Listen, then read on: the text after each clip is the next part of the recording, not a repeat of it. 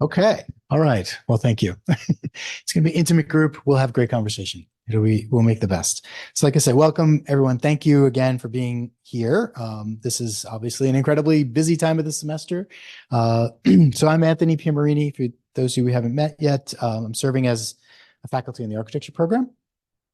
This is our final lecture for our SOAD design and lecture series on design ethics and climate change. We began with the premise that climate change directly transforms everyday life, how designers work, what is made, and what we value. We took the position that as a design community, we have an ethical obligation to make choices that better our environment and propel life. To engage climate change, designers must understand the relationships with environmental ethics and improve social equity now and for the future. So the lecture series is inviting folks like you all to critically discuss processes, practices, and the shifting world of what excellence and elegance are in design. So just to recap our design series, we began with architect Kiel Mo, and he framed how energy affects architecture and how architecture affects energy as a terrestrial activity. We had climate designer Mark O'Brien emphasizing and leveraging our collective skills for unprecedented change. We had designer Ella Duran with Urge Collective, who dove deeply into material impacts. Industrial designer Rani Lee discussed the power of social sustainability. So all of these wonderful speakers brought a new understanding of how climate change is impacting design ethics in practice and in process. So this evening, again, we want to welcome the representatives from the Architecture Lobby. Traveled from all over the country to be with us. So thank you very much again. We're very excited to welcome Joshua Barnett, Ryan Ludwig, Geneva Strauss-Wise, Adare Brown, and Katie Lau. So collective, they will be speaking about their efforts, maybe a little bit about their backgrounds as we go through. And we're really excited to hear about it. So the Architecture Lobby, for those who have not heard of this group, is a grassroots organization of architectural workers and advocates for just labor practices and an equitable built environment.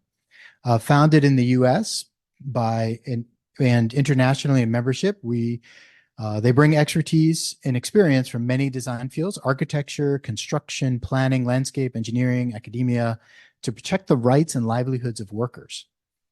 TAL recognizes that the energy sector, like the energy sector, the building sector operates at the heart of the fossil fuel economy.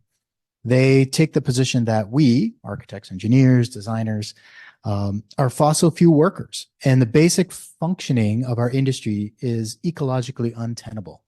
So as such, the entire economy of the building sector needs to be reoriented to achieve a racially, socially, and ecologically just future. So with that, I will turn it over to you. Thank you very much. I could start with my just give a quick introduction.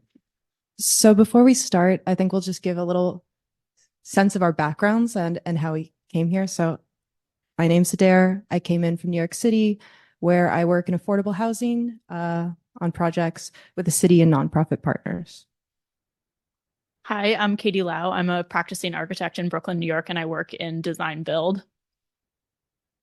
Hi, Ryan Ludwig. I am a full-time academic. I teach out outside Providence, Rhode Island, but also a licensed architect in New York. Hi, I'm Geneva Strauss-Wise. I live in Oregon, and I'm trained as an architectural designer, but work specifically in the high-performance building sector. Hi, I'm Josh Barnett. I work for the New York City Housing Authority full-time, and I am a rare union architect as well.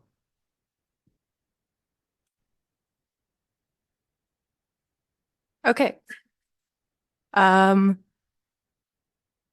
Before we start, we should say that we're speaking tonight from an understanding that we're workers, and that this is really what distinguishes us from other professional organizations, where the AIA or the BSA may coalesce around professional identity or artistry. We relate to each other as waged or precarious workers.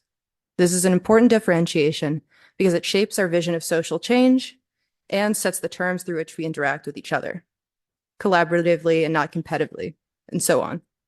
In the context of climate change, it means that we give up on an idea that we can design our way out of a crisis. Rather, it insists that we need to consider our work as implicated in a fossil fuel economy. By identifying as workers, we find peers among other professionals, trade workers, technicians, frontline communities. And as the lobby, we engage in these relationships as peers, acknowledging that these questions about the nature of transition are primarily political and not technical, and our expertise is only valuable up to a point. That said, I'll give a quick introduction to the architecture lobby. In 2013, the lobby came together as a group of practitioners and academics, cognizant of the increasing debt load and narrowing career outcomes for new entrants to the discipline. Its early public tactics were guerrilla campaigns and consciousness raising. For example, in 2015, the group crashed biennials, while inside there were speculative fantasies about the potency of architecture. Outside, architecture lobby members highlighted the grim reality that we are ourselves precarious workers. Today, it's a nonprofit members organization with local chapters, and there is one in Boston, and it also has working groups that operate across geographic borders. We are one of those working groups that formed out of the New York chapter following the introduction of HR 109 in 2019, but now, as like the members here today demonstrate, we're a national campaign. We're aiming to give a pretty short 20-minute lecture so we can focus on discussion. We'll talk about what a just transition is, how we as a working group organize, and some design ethics questions. So I'll pass it over to Ryan to introduce just transition.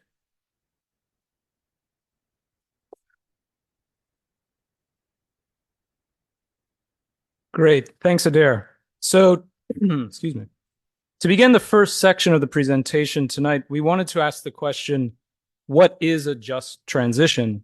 And really more specifically, what is a just transition for architectural labor?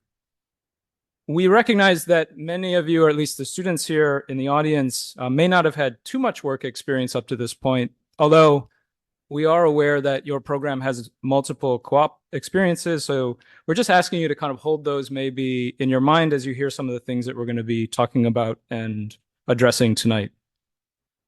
Over the last several years, the concept of just transition or transition design has been discussed in more and more different contexts, everything from public policy to labor organizations, environmental justice activists, and of course in the design community.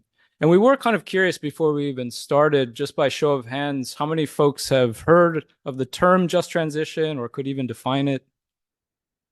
So a couple, but not too many. So we did want to take a couple of slides to go through what we mean by that.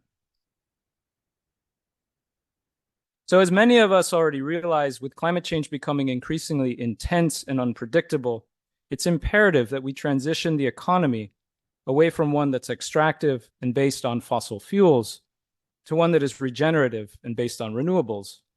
We know that this must happen, but there's no guarantee that such a transition will actually be just. As such, just transition frameworks aim to provide an equitable transition to a climate-adapted world.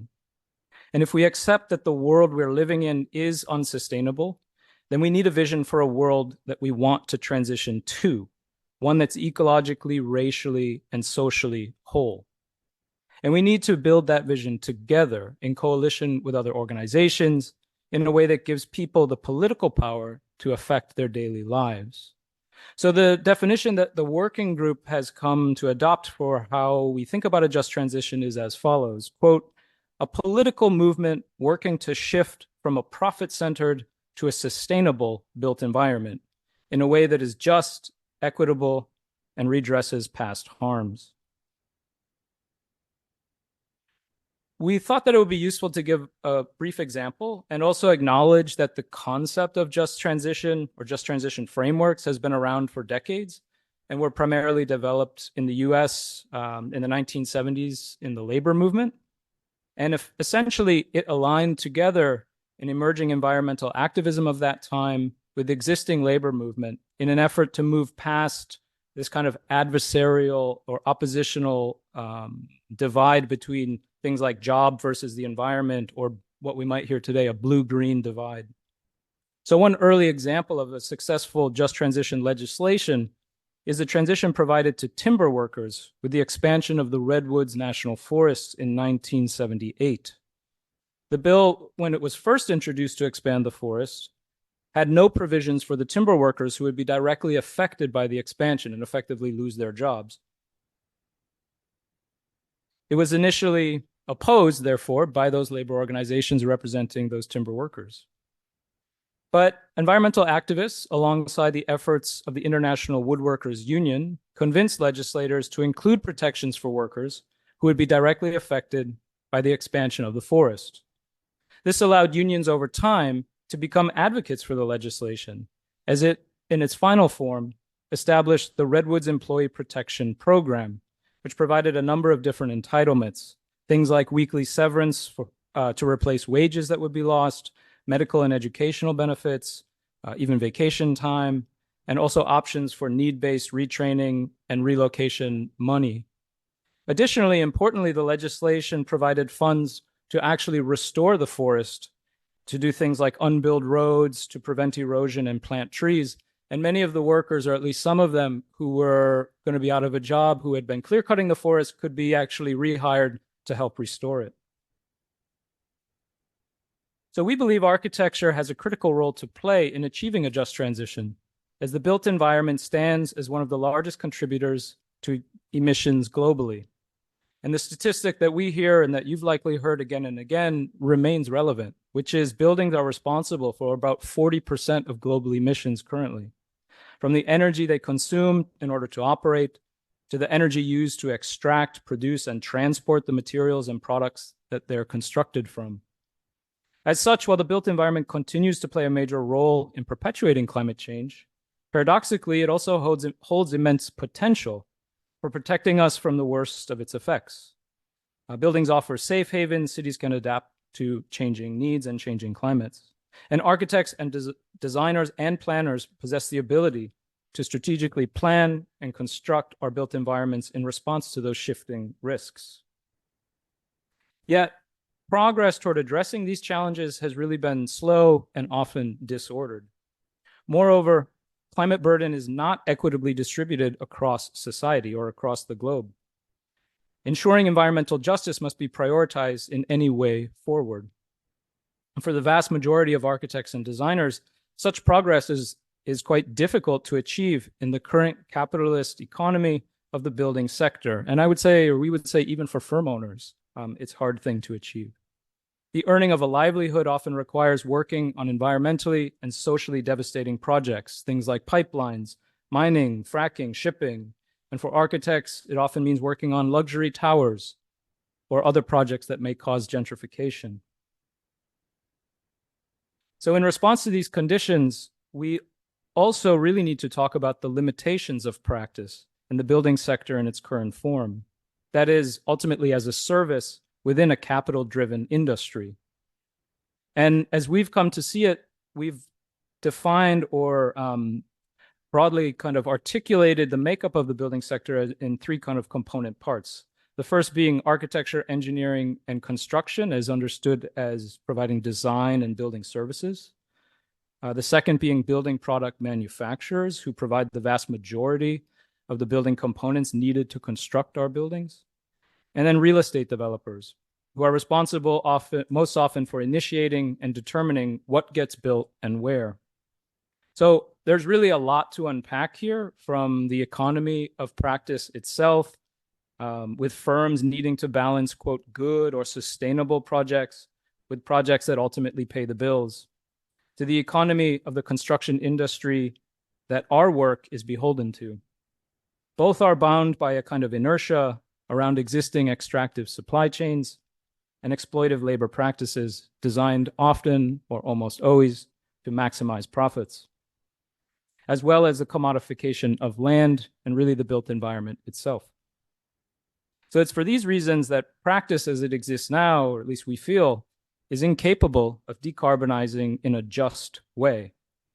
Large firms are concerned with how they build, but what we want to challenge is actually what gets built. So things like increasing public sector jobs and interventions would help to address this bind, at least in part, shifting work away from for-profit, often special interest projects and toward not-for-profit, socially conscious ones. So in effect, we feel that we need new forms of practice. And from this understanding, we wanted to set forth kind of three points that we would advocate for. One, solidarity between designers, the building trades, and the communities in which we build. Two, participating in a regenerative and people-centered built environment, rejecting extractive and exploitive building practices. And three, building toward a just and equitable society, rejecting our role as service workers for financial capitalism. And so in effect, one of the claims and the positions that our group has taken is that we need a just transition for the building sector itself. So with that, I will turn it over to Katie, who will share some about how the GND working group has been organizing for a just transition.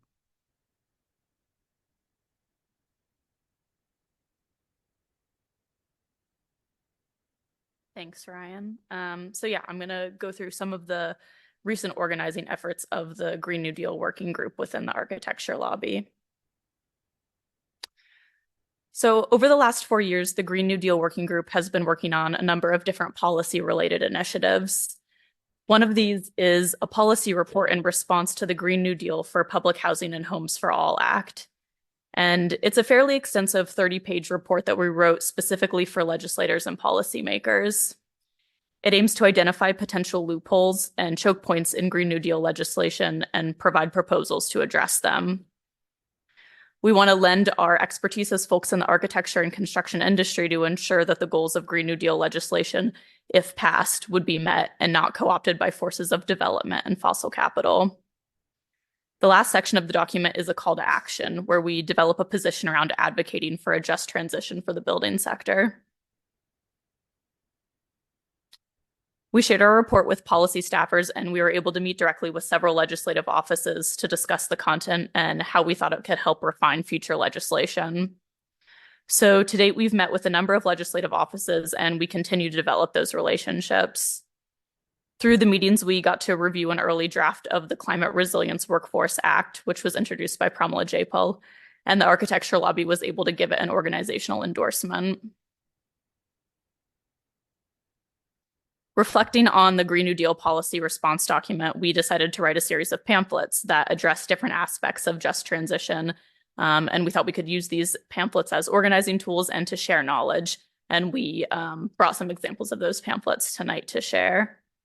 The first pamphlet, We Are Fossil Fuel Workers, focuses on many of the ideas that Ryan discussed, that the building industry, and therefore we as workers, are entangled in a fossil fuel economy. And within this paradigm, our agency as workers is pretty limited. Our second pamphlet, Building a Union is Climate Action, focuses on the relationship between unionization and climate action. And we're currently working on our third pamphlet, which is focused on engaging the building trades in an effort to build a larger coalition of workers within the industry to fight for a just transition in the building sector. We learned from speaking with legislative offices that they're really looking for groups with strong alliances that they can call on for support. So we've been actively coalition building through different projects and events.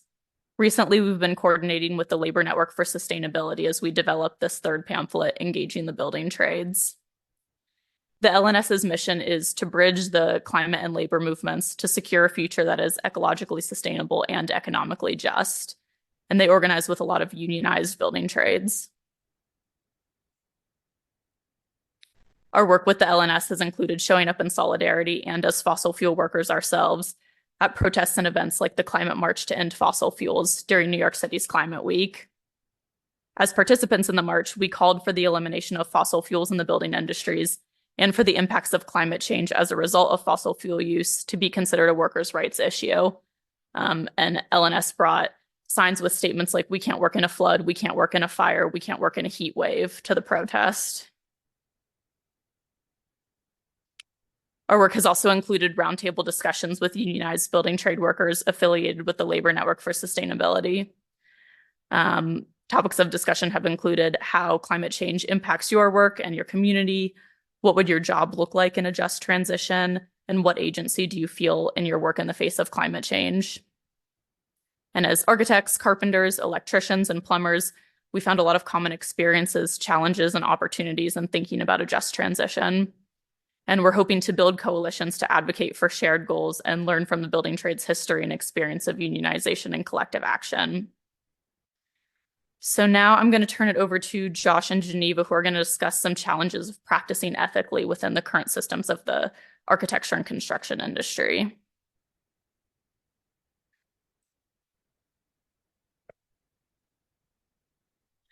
Great. So Josh and I are going to discuss two separate examples from our work that map out how the context of accelerating climate change has further exacerbated and put on display the contradictions and challenges of building with a climate resilient ethics in an industry dictated by the context of financial capitalism.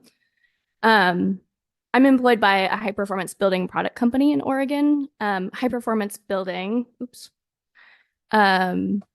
is a movement within the building sector which uses building practices rooted in science principles to produce structures whose energy consumption is far less than a standard code-built structure.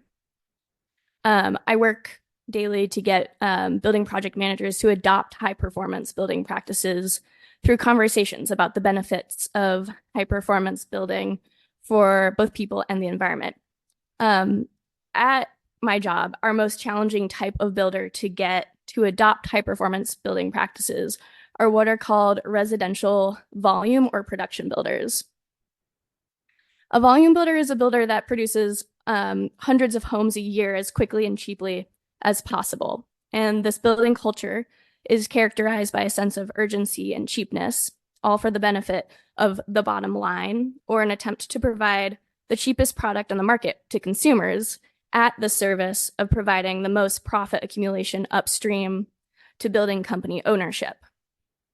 When I speak with volume builder project managers about integrating some simple high-performance building techniques into their projects, I typically get the response that they're interested in building better, but cannot due to rapid project build schedules and value-engineered budgets that can't sustain the added cost. What I want to highlight with this anecdote is the power dynamic underpinning this type of progress terminating interaction.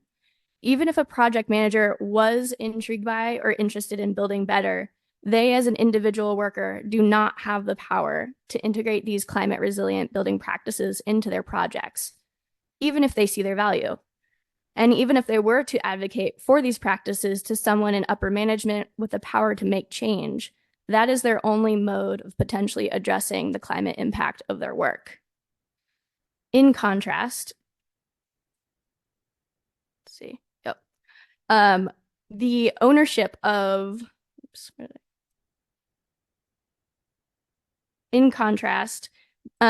volume building company ownership are applying major collective power upstream at a policy level. Again, this is in the context of the Oregon building sector, through their involvement in what are called building trade associations to slow the integration of these types of building practices.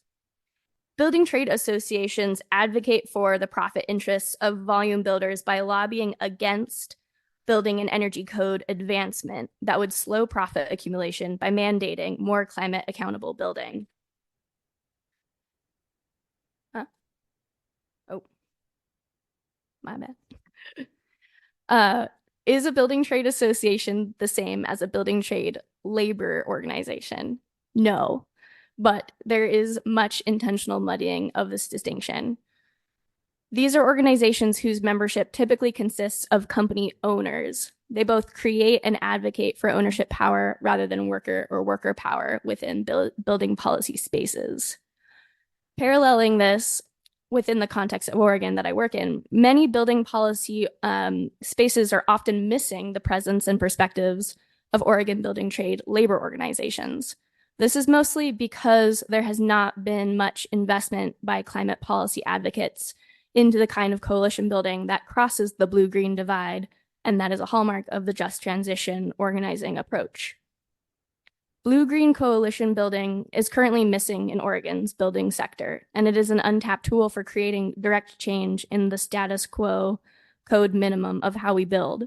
The acceleration of the climate crisis highlights how addressing this absence could meaningfully impact the continued lack of environmentally accountable ethics in our sector.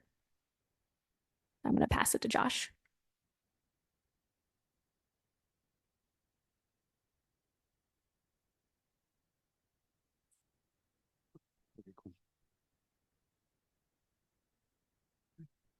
Okay, so thanks to everybody who's presented so far. As I said, I work for the New York City Housing Authority. This is literally your tax dollars at work, unless you're Jeff Bezos and you'll pay taxes, but I don't think he's here tonight. But what we're looking at is, as we said, ethics is about choice. And how do we make ethical choices in terms of design and providing services for people who really need them when we really don't have the support or resources to make it happen? What we're looking at here is public housing. This is the New York City Housing Authority. And what we're looking at is a set of buildings that was built more than 50 years ago for the most part, similar to Boston Housing Authority, that was not designed with sustainability or environmental considerations in mind. Most of them were built to be powered by coal, then oil, now gas. They have a pretty serious carbon footprint, which we'd like to reduce, but they also have serious livability issues because there's been 40 years of deferred maintenance with these buildings, many of which were not constructed really well in the first place. And so now with some influx of private funding and putting public housing under private management, what you understand is also affecting the Boston Housing Authority, some of these buildings are actually going to be demolished and refurbished if placed under private management. But in the course of demolishing these buildings, we're going to really be increasing landfill.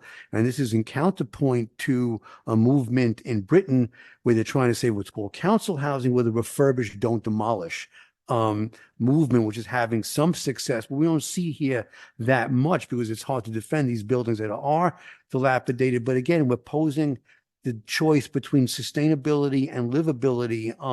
And that's really not an ethical choice that we can or should have to make.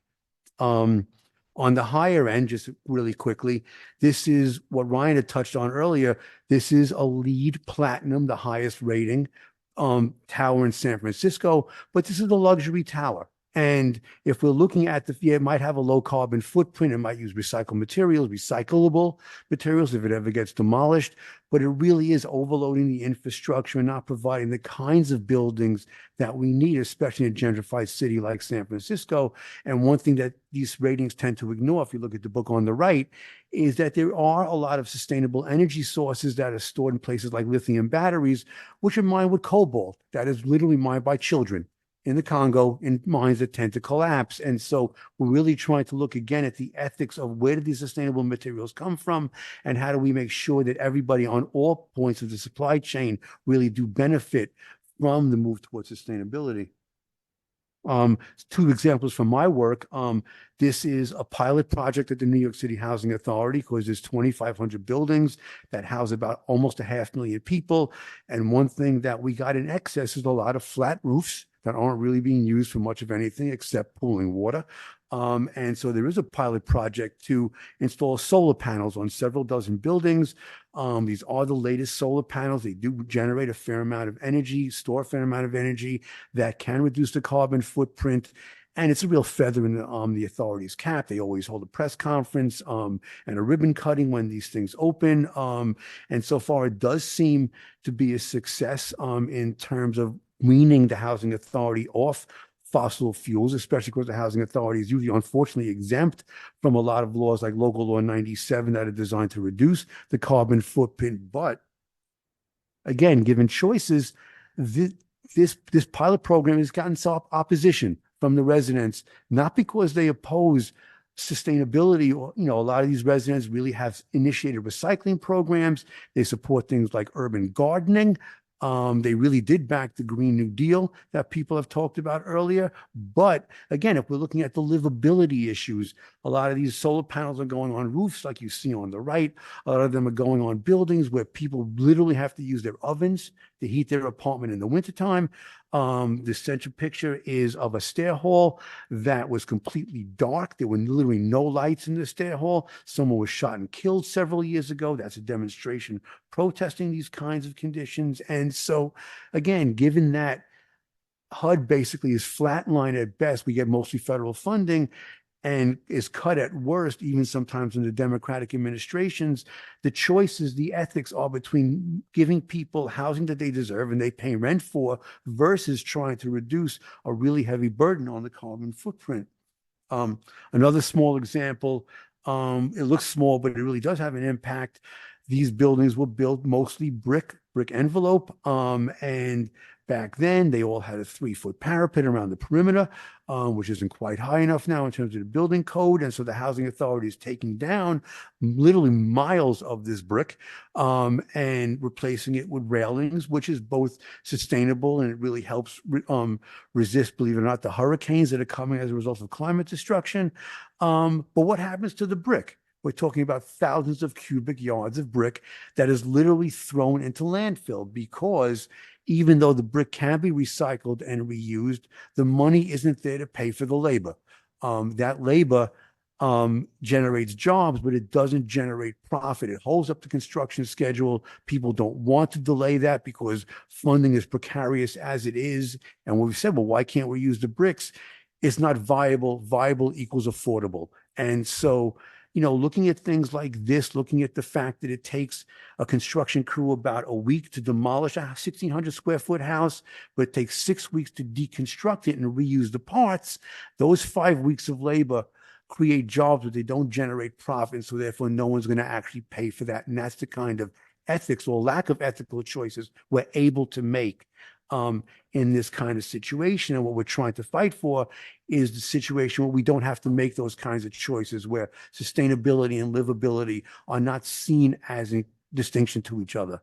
And so with that, I'd like to open it for discussion.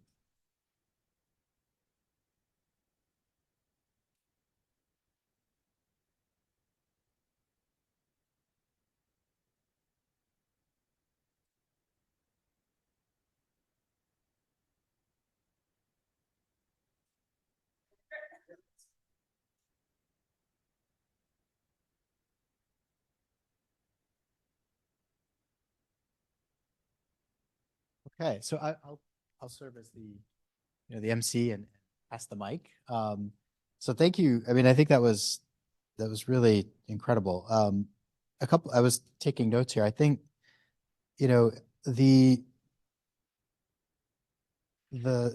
relationship that you've outlined between the demands of labor, right? What is it about how we work and the amount of effort that takes, and when we work in a just way, right? The kind of labor movement is really interesting, and I'd love for you to kind of expand upon how, if we focus on something like labor, how does that kind of work its way up? How can you kind of align the mission of labor workers with the long-term goals of sustainable outcome? Because I was kind of struck by the example of the forestry workers, right, which are thinking about the harvest in a kind of immediate terms, but in order to make it sustainable, you had to think about it in a much broader time frame, right?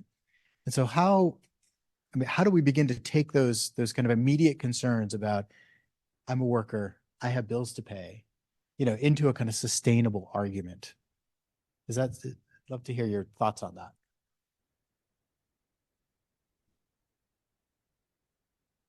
The green light's on, it'll work. Yeah, okay, great.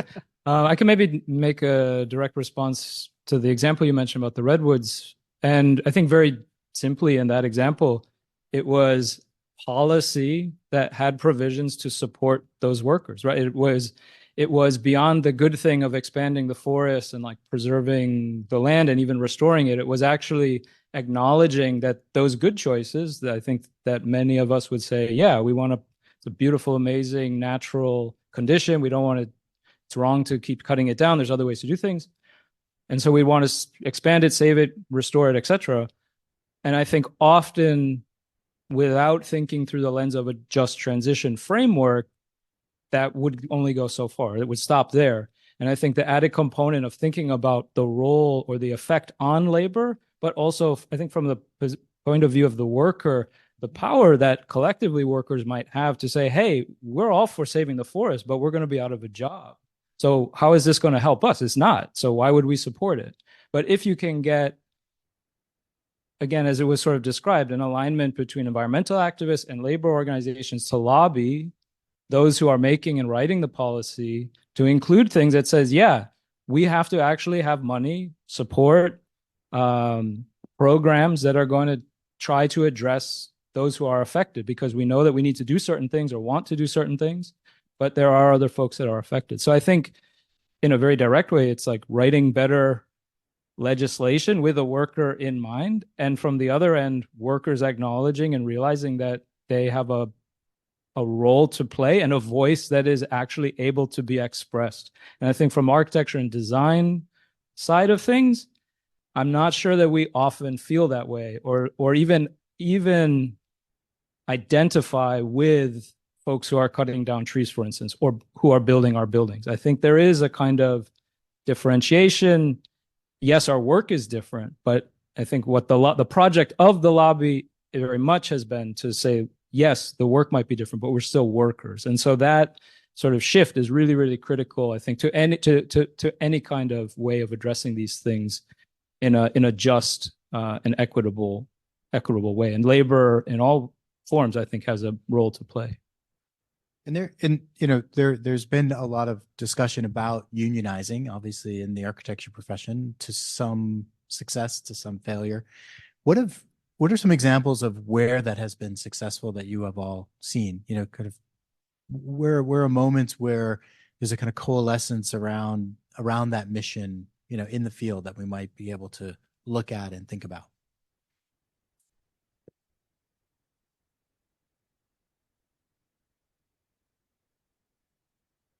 In the field, I think it's still a little early. I mean, last week we had an event where we talked through New York policy, livable cities and New York State policy. That's a Green New Deal principle for New York State. And we brought in Andrew Daly, who was part of the original campaign at SHOP and now an organizer for Architectural Workers United, to kind of ask this question and like how we organize together for Green New Deal principles. Like the successes, though, I don't think are yet that visible in our field, but we can, of course, look to the United Auto Workers and like major gains and this like ambition to organize the South, which has been historically unorganized, and like their success at negotiating with like the big three. I think they're organizing on a just transition principle, and there's like a lot of potency in that movement. I think like the important thing, like especially in the early stages of like organization, of obviously like architecture has very little like history of organizing, is to understand that these ethical questions that are really impossible as individuals become more legible and more actionable as we talked about them together. And like that's kind of what like the lobby's been doing for the last 10 years, is like making our interest in these things like sustainable, social, and sustainable. Yeah, I think the successes right now, even while it's still, unionization in the field is happening on a very small scale, is that the culture is shifting. And even though there's only a handful of small firms that have unionized, it's something that people are talking about now. And there's this cultural shift in at least, the context of the architectural worker in New York, people seeing themselves as workers. Yeah. And one more thing, like this is international, like the kind of movement and organization of architectural workers is international. And I think we can see the election of the REBA president in the UK as an architectural worker, the first time ever. And like, again, that who won on a just transition platform as a big win.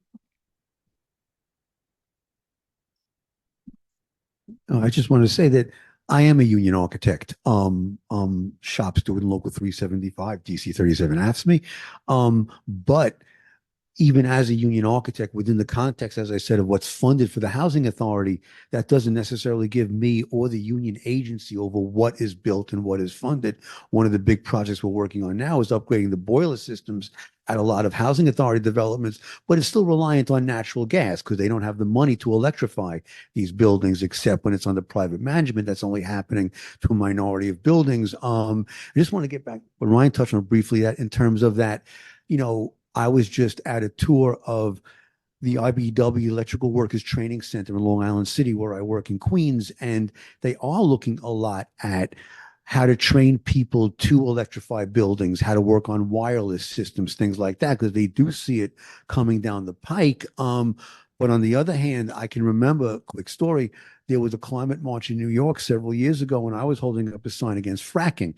And somebody from the IBEW said, take down the sign. The position of the AFL-CIO, the National Umbrella Union, is to not oppose fracking, because fracking means jobs. And when they built something called the Standing Rock Pipeline through South Dakota, even though it went across indigenous land, the AFL-CIO said, we support the pipeline. It means union jobs. And so, the whole idea of a union is to protect their members. So until we get to the kinds of alternate projects that we're talking about, the union, and that's why you see like that tower in San Francisco was built with union construction labor, because again, they keep their people working, and that's great. But until we have the Green New Deal projects to supplant projects like that, being in a union will take you far, but it's not going to address the issue in and of itself. Although I do love the fact that architects are unionizing. When my first job, and they paid me $12 an hour and billed out my time at 55, I says, we need a union big time.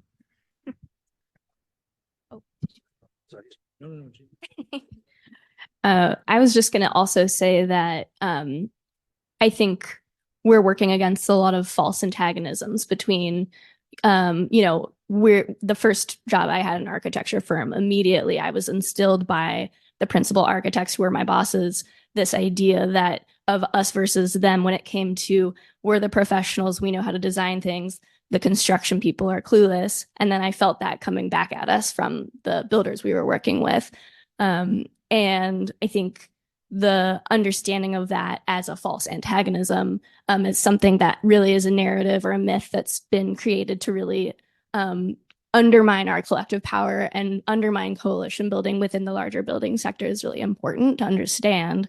And like with the work we've been doing with LNS, we've been learning a lot of lessons around how, just from the lineage of the organizing that has happened amongst the building trades and how to integrate that into the work we're doing with unionizing of the architectural sector. But a lot of it does come down to sort of that coalition building, and that goes for the ways in which the antagonisms or false antagonisms between the labor and like the blue-green kind of divide as well, where until, I work with builders who come from a completely different political structures, like the side of the spectrum from myself.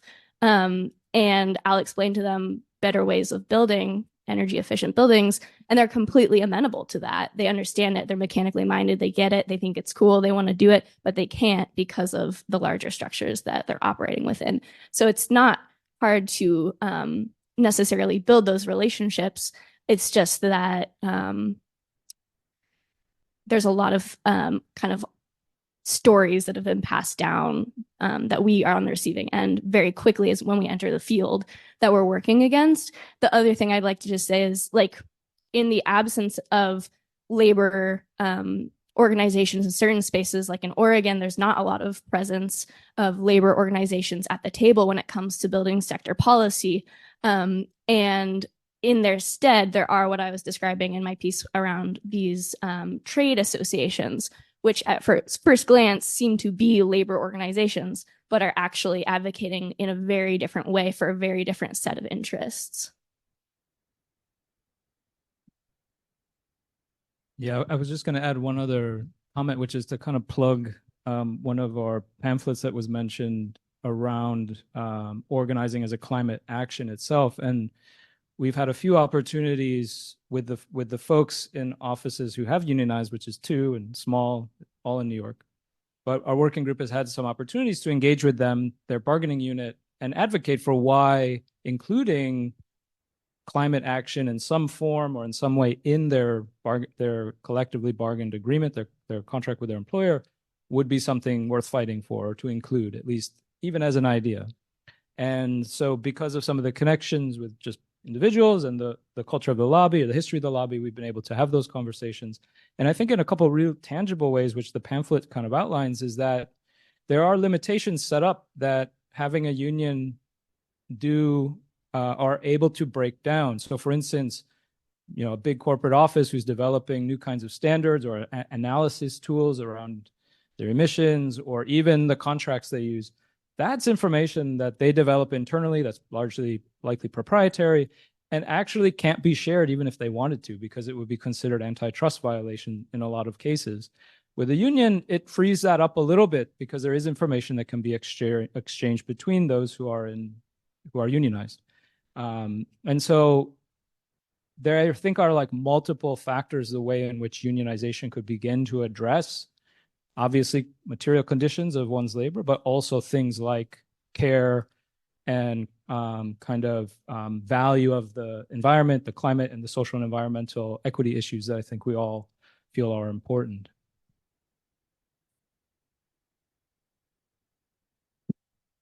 Maybe just to extend Ryan's argument briefly, we've also done a lot of reading and writing about the history of the Federation of Architects, Engineers, and Technicians, or FACT, the 1930s last major or like large effort to unionize architects. And they were organized in like local chapters and considered themselves really an economic organization rather than a trade union or something. And they also did a lot of things to influence policy. So like during the Public Works Administration, they had a housing study guild, and they like proposed like pencil worthy or like shovel worthy projects rather than like shovel ready projects to administrations that did get built. So some of the projects that they were able to advocate for and outline were built in New York City. So there's like a longer tradition of like what an organized workforce of architectural workers could do to kind of influence what's possible.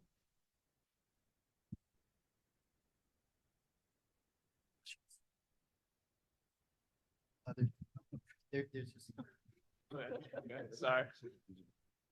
I was wondering, as like young designers, since we're going to be entering the workforce, how do we get involved in like unionizing in this area, or how do we find a place where people are interested in becoming part of a union?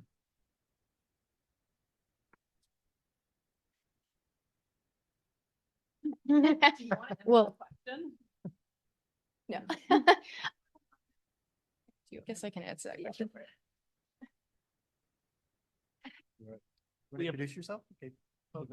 Yeah, I can introduce myself. I don't really have a pitch, but I am here representing the Boston chapter of the lobby. We meet pretty much monthly. You may have seen us on campus before. We did have an event here 2 years ago. I don't quite remember at this point, but you can talk to me afterwards. I don't really have a pitch, so.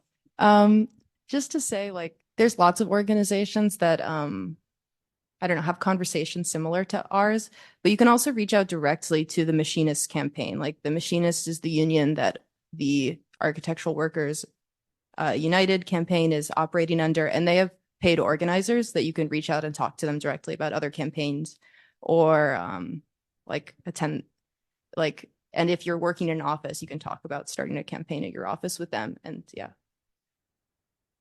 Yeah, I mean, and I think part of it's like a shifting attitude when you're going into your design jobs and working in these offices and seeing your coworkers as your collaborators and colleagues, and like you're all on the same team together, and having an open dialogue about things that are working well for you as workers and things that aren't working well for you as workers, and, you know, doing something about that if necessary. I would also say that it's never too soon to just join an organization like the Architecture Lobby. And we have several working groups, one of which is a unionization working group that has a lot of young professionals in it who are asking the same questions of, hey, I'm at a firm, I have these gripes, or I'm not happy in these ways, or I want to, you know, I want to be working on different kinds of projects. Like I felt very alienated from a lot of the projects that I was working on at a firm. And that space is great for sharing with like connecting with others about strategy and the next steps for organizing your workplace. But it is cool to be a part of a larger network, even larger than, your local community, like get involved with the local chapter, but also to be a part of like a national labor organization that I think is specific to the building sector and is building coalition with not just architectural practitioners, but the construction industry as well, is a really empowering thing, I'd say. Just in terms of networking, what I would throw out, I agree with everything you're saying, that, where we part of a profession that has a history of really lousy labor practices, right? 78-hour weeks, charrette for 3 days while your boss goes home, unpaid overtime, all kinds of fun stuff because you pay your dues. But there is also a resurgence of professions, of jobs and professions that have previously been non-unionized across the country. The National Writers Guild has really taken off. The adjunct professors are organizing. Your car wash workers are organizing. College athletes are organizing. So it's all good to see that a lot of people seeing themselves as workers where they hadn't previously seen themselves as workers. And there's differences between their professions and ours, but there's also similarities in terms of working in a gig economy where the gains of the union movement have pretty much been eroded, and that affects a lot of people. So drawing on their experiences also can really give a sense of support and a lot of good ideas. I was just curious, are you, is this your last year? Are you looking for a job currently, or just thinking about the future? Okay. I only ask because I think, as much as I, yes, agree with the comments that were made and some of the strategic kind of things that you might think about doing, in general, it's worth noting that the two biggest campaigns at SHOP, which is an internationally, highly regarded, high-level design office, doing in many cases what is considered by the industry like very high-level work, winning a lot of awards, and Snohetta, another international office that makes very nice buildings and top of the line as far as the design work, and would through many lenses be like really great places to work, that you'd be able to work on likely really interesting, well supported, likely beautiful, amazing projects. But you're actually asking another kind of question, which I think comes back to ethics. Like, what are the choices that you as a person, as a designer, about the things that you care about, actually, where do you want to put your energy? So I think there's part of it is thinking about what kind of office do you want to work at? And of course, like there's any number of Snohettas and shops and OMAs that does really interesting work and by all accounts very good work, or at least important work on some level, but they may not have it may not be the best place to work, or it may not be the work that you're actually is aligned with some of the things that you might care about most. So I think that's just something, as we all need to do generally, like what is the place that's going to fit for you? What is the work that they have done? What is the kind of, what is their history around this sort of questions of labor organizing? And of course, Shop and Snohetta, we kind of know at this point how they position themselves and what they've done, let's say, in terms of their reaction to that. And I think that, there are lots of offices out there too, small, large, medium, different places. And I think coming at it with asking that question, but through a different lens of not just what is the office that does really beautiful, great design, but what is an office that's going to be a place that's going to align with my own kind of position relative to these questions, I think is a useful thing for everybody probably to ask. Okay. Ryan and then Mark. Thank you all for great points and a great talk. I have a question with regard to the idea of a shared ethos. You earlier spoke about, Ryan specifically, you spoke about shared information, and then there was some, great overarching, points in a kind of syndicalist mindset about making sure that we are approaching labor in a very ethically minded way. And I think that that's totally, great. I'm more curious about holding our own profession accountable and how we can have a shared ethos for doing that. Because much of what the discussion, I think, was centered around was the complicity in harm. And I wonder how we're starting to move toward that in a kind of shared language that the whole discipline can get behind, whether it's something that is enforced or mandated through our licensure practices, or if it's at least by way of something that we do every time we stamp a seal of approval onto a building set of drawings, right? There's something more there that needs to be actually holding architects accountable rather than just lip service and then hopefully legislation gets, behind our back as well. And I'm wondering if you could speak to what the lobby is doing in that respect too, not only, speaking to legislation outwardly, but also looking to the profession inwardly beyond just getting like-minded people together, but also holding those who are maybe not there yet more accountable to their actions. Mostly also just because in climate, the talk about externalities is always the problem now, where everything is external to the problems that we face, right? We can solve these problems, but they're always external to our market, mechanisms or our development mechanisms. There's always something outside of what our purview is, but architects are squarely in the work of this, right? And yet we, abscond of that responsibility to others. And I wonder how the lobby is actually looking to generate more accountability over these practices beyond the lobby itself. If you could speak to that, that'd be great.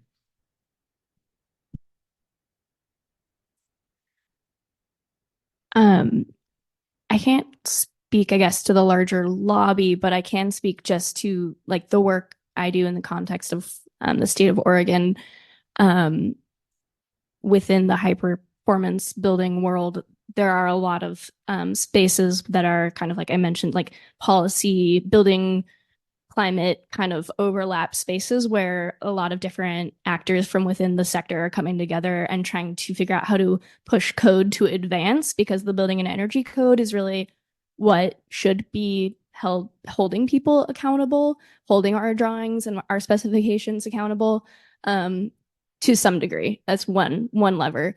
And I will say that in those different spaces that I've kind of become a part of over the past few years, there are not real, in addition to the lack of building trade labor presence, there's not a lot of presence of architects or designers in those spaces either.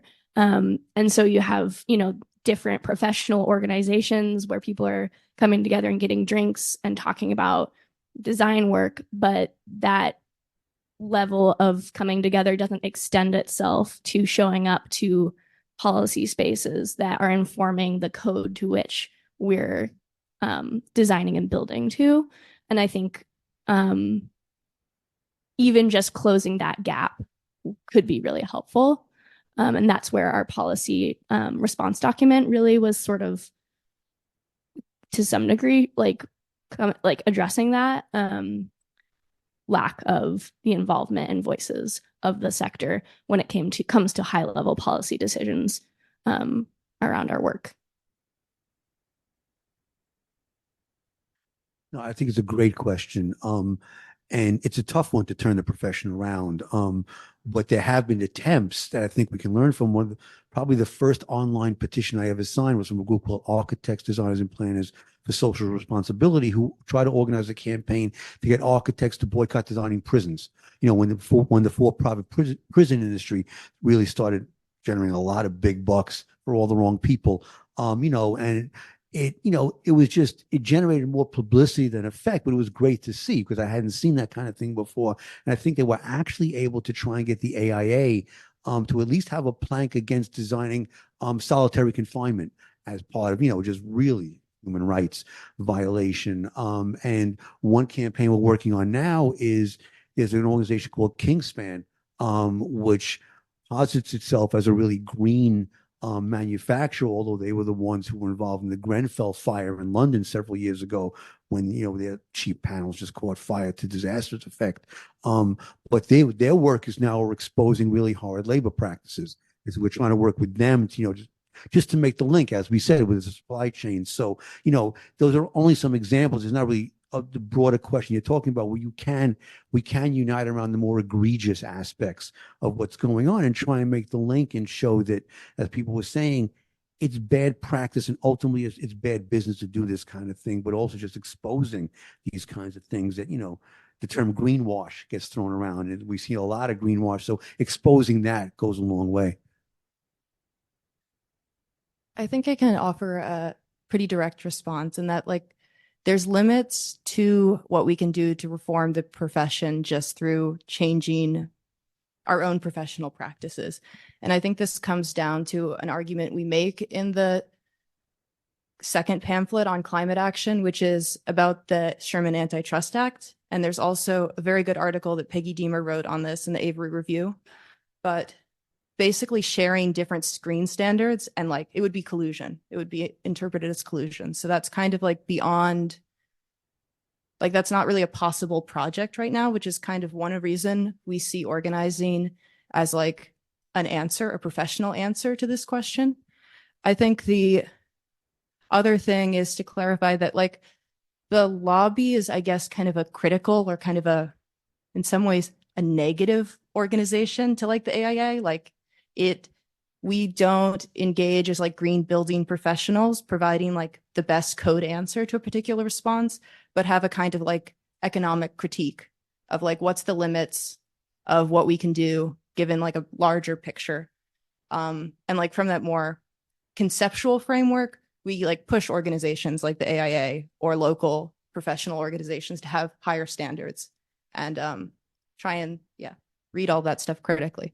That said, like some of the members of our group are more involved deeply in green building things, and perhaps like our chance to change federal policy is closing soon. But like one of our members was in the White House this week for like defining what is embodied carbon, and like policy in a way is moving quickly. But anyway, that's always a complex set of windows opening and closing and kind of outside the focus of our group in the lobby. Because I think it is a really great question to ask. And I guess maybe what came to mind is a phrase that one of our working group members often says, Sean Flynn, who hopefully he's listening, I don't know, also in New York, but he often says, the lobby as an organization is an organization that can say things that other organizations can't or simply won't. And I think in part of that, it's because of the kind of values and the mission and like the trajectory of the organization from when it was established and how it was established and its kind of history. But I think it's also surely the fact that it's a member-driven organization where we're not beholden to any particular interest. We really are just grassroots folks who care about these issues, who are coming together and trying to find some solidarity and like figure out what can we do, whether it's about unionization or the climate or cooperatives or environmental justice or something. And I think that makes us sort of lean and scrappy, and we're not a very big organization, especially when we compare it to something like the AIA. I mean, it's nothing, it's a blip, but it does make us different, and it gives us a voice that I think has a kind of potential and a kind of displayed power in the positions that we've taken in a variety of instances that is not necessarily what the AIA would say, let's say, for example, or other building organizations. And I think that still remains true, that despite our sort of size and fluctuating kind of people's availability to spend time after working for 10 hours and jump on a Zoom call and be on a meeting, that I think we still have the agency and the kind of power to say things that other organizations won't within this industry, and to try to affect change that way. Just to offer one other response based on the work of the working group to what you're saying, it was mentioned in the presentation, but we were able to support a particular piece of legislation called the Climate Resilience Workforce Act, which called for a couple of things, most prominently an office in the White House to coordinate at a federal level resilience planning for the country, and also a federal plan around resiliency that would ultimately be in relation to local, municipalities, states, etc. But it importantly also called for and supported a climate resilience workforce, those who would actually be doing, yes, the cleanup or the construction, but potentially also the designing. And so one of our positions in our conversations with Representative Jayapal's office, when they shared that legislation with us and we were trying to decide if we would support it, was the fact that we were advocating that architects and designers should be classified as resilience workers within the context of that piece of legislation, which at that point, and I think still it isn't defined. It was something that was purposefully left open in terms of who would be a resilience worker. So we were saying, yeah, architects should be a resilience worker. Housing should be a resiliency project because we know there's going to be a lot of displacement. We know there's an immense need, etc. And so I think the more that we can find ways to support projects that come from other places that the typical real estate development model that has a certain set of values.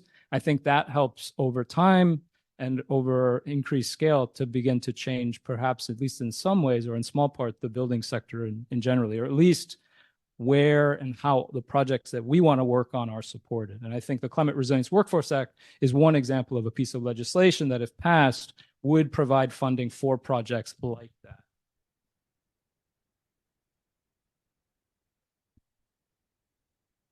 Hi, I'm Mark Mulligan, Associate Dean for the School of Architecture and Design. I wanted to, first of all, just say what an amazing talk this was. It was brief, and there was a clarity and a real resonance for so much of what we think about and what we do, and yet the provocation is very, very strong. It goes beyond, I think, bravely beyond, I think, our conversations at the school, and I want to really acknowledge that. Early on, there was a statement I found very provocative that the decisions about the future of the building industry, and I might be incorrectly paraphrasing this, but that they are political and not technical. And I just, it really got me thinking about how so much of architectural education demands this immersion in technical work, whether it's software or understanding building systems or understanding energy systems, et cetera. It's incredibly demanding for students. And I think a lot about where does that moment of awakening happen in a young person's thinking and the development of their mind and their imagination of themselves as professionals or future workers. And I wanted to ask you all, maybe if you could reflect a little bit, where were the seeds of your activism sown? Where did you first become aware of the role of the architect as potentially an activist, rather than merely doing what your architecture professors were, I think, really focusing you on?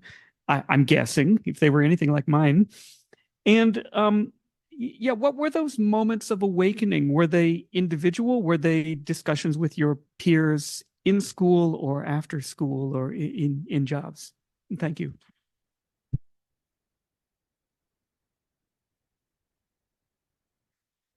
I think that I went through architecture school and was educated with this idea that space is inherently political, and that to shape space, you have a responsibility to the people that are occupying it.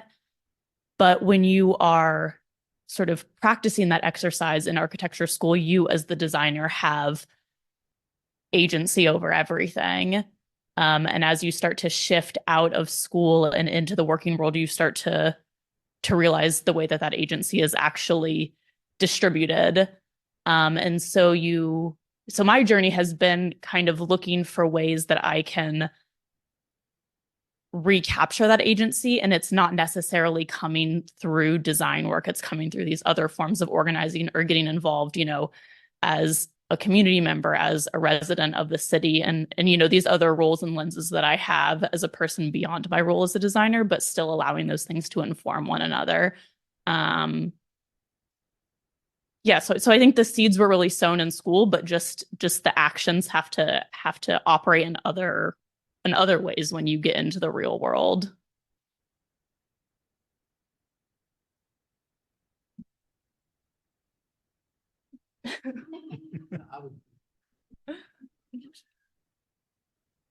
I came from a very radical family, what's known as a red diaper baby. And so when I started architecture school, I was stunned by the apoliticism of everything, by the technical aspects and how much architecture and design was divorced from the real. I mean, I went when my wife went to see Falling Water, right? And it was an amazing place. And we came back to my office talking about all the engineering and all that kind of fun stuff and how the cantilevers didn't fall down because contractors sense not to listen to right, put more reinforcing in there.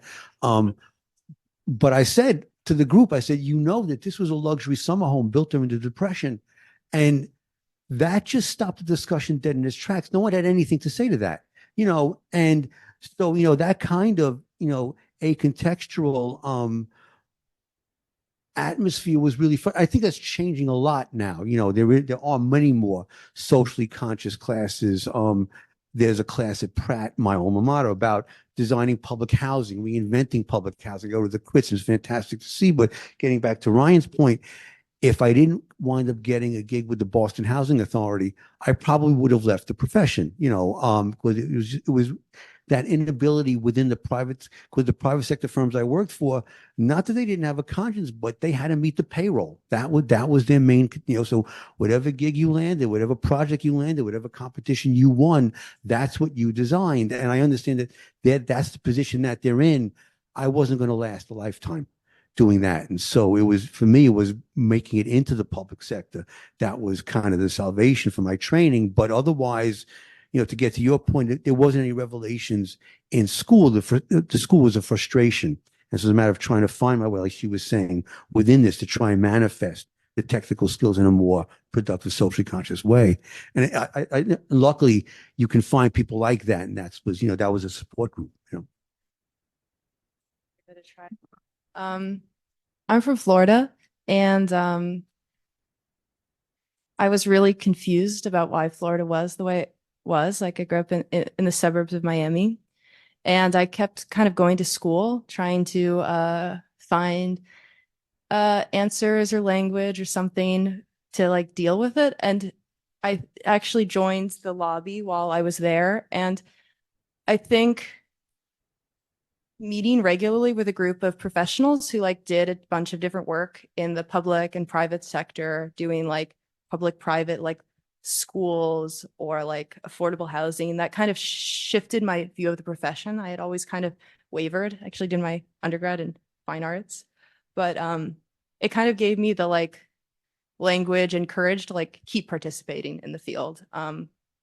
And I think the important part for me is also that this knowledge is really social, and it kind of sustains you out of school, sustains your curiosity.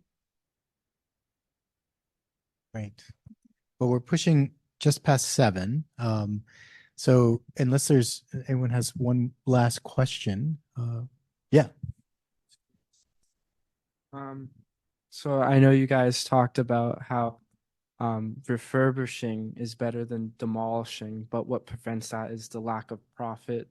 That there's no what's sort of like incentive to do it because it doesn't make money. What do you think is the solution to that? What can make refurbishing, which is more sustainable than demolishing, profitable? Like, to give a quick answer, because I know we're probably ditching. A lot of parts of the building sector are, in a way, artificial. Like, we get new materials, they're artificially cheap, because we're not valuing the laborers or the sites that it comes from. And we're putting a very high price on domestic labor comparatively. So, I mean, I do a lot of rehab work in New York, like gut rehabs of old tenement buildings, like housing. And this has a lot of, they're possible because the state provides low interest loans. So there's still private actors like doing the retrofit, but they're getting artificially low loans to do it. So I mean, a lot of development is like that too. Like the big towers in New York are also they're not paying taxes for some of them, right? Like if they're doing 80-20 affordability, like for a long time, there was a huge tax break for that. So I think like we have to acknowledge that so much about development is impossibly expensive and is subsidized in so many ways that we're not seeing. And we need to shift those equations so that when we're subsidizing, when our tax money is at work, it's going towards like people and like people's labor and quality buildings and environmentally sustainable solutions.